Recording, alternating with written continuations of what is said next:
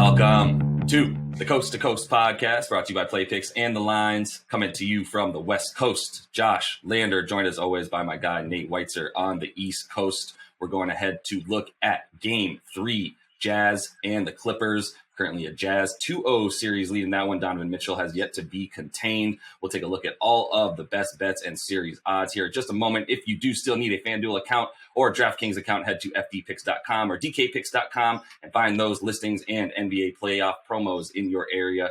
And as always, make sure you are liked and subscribed to that page. Jump in the comments. Looking forward to hearing who you guys are betting on in this game. But let's first jump into the lines and all of what we're looking at here for Game 3, Nate, for the Clippers and the Jazz.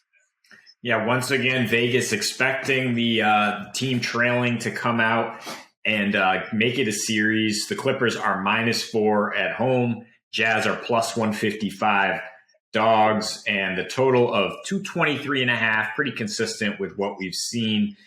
As you mentioned, the Jazz have some pretty notable home road splits all year. They're now 35-6 at home, including the playoffs, and 21-15 on the road.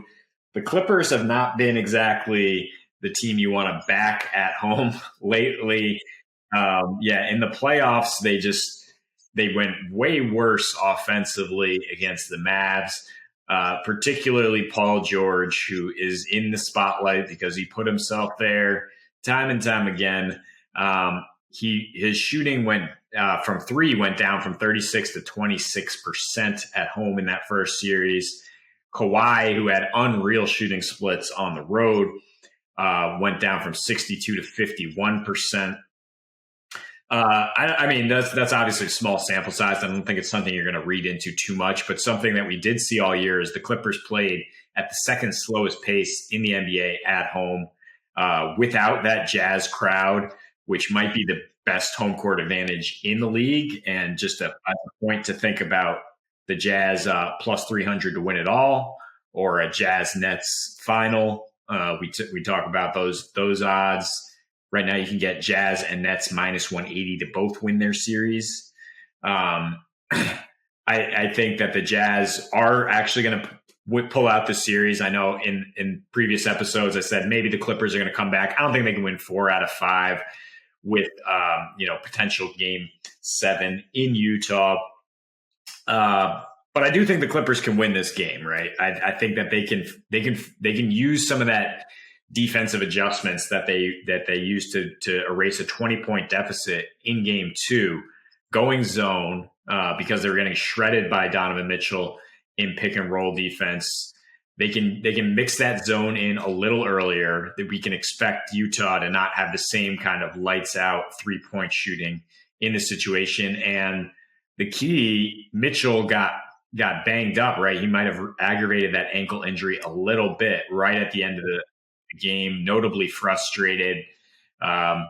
If he's not going off, then we could finally see the first Jazz game with Donovan Mitchell go under the total.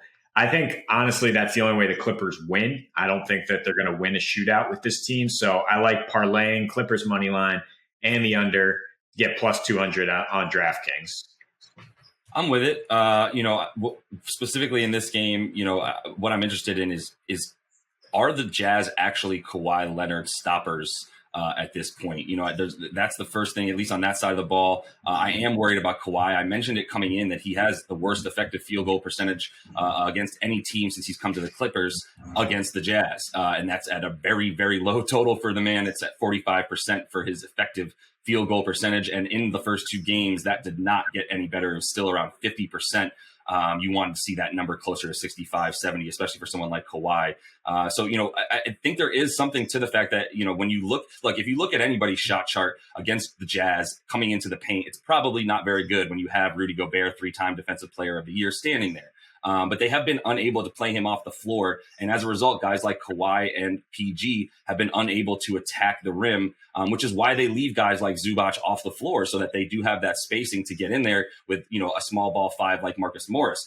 Problem is Marcus Morris is not playing Rudy Gobert off the floor after making 3 combined 3-pointers in 2 games when he was 7 for 9 from 3-point land in that Game 7 against Dallas, which was huge for them.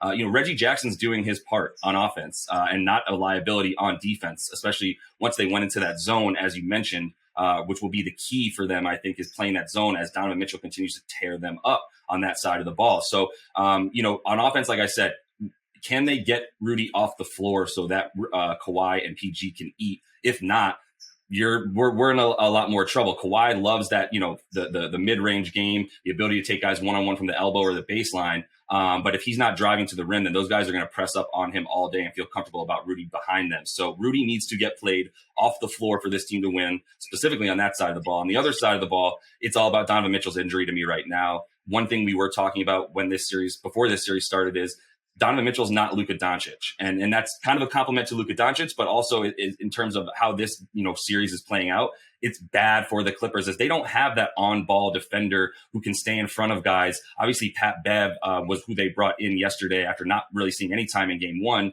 with the hopes of, him handling Donovan a little bit more. But that didn't work either. So they did go into that zone, which is how they, erased that 20-point lead. You got to feel good about that in this game. The zone does lead to that pace slowing down, as we mentioned. But, once again, it's a make or miss league, Nate. And if you're not going to make shots, and play at that slow of a pace, you're not going to score points. And I am going to continue to look at actually change that trend of the over with Donovan because of that slight tweak and the fact that he is a little bit worse on the road. And I don't think he can keep this pace of 41 points at the splits that he's shooting necessarily for the entire series. But it is going to be something that if he's fully healthy, the Clippers are still going to have their hands full entirely in game 3.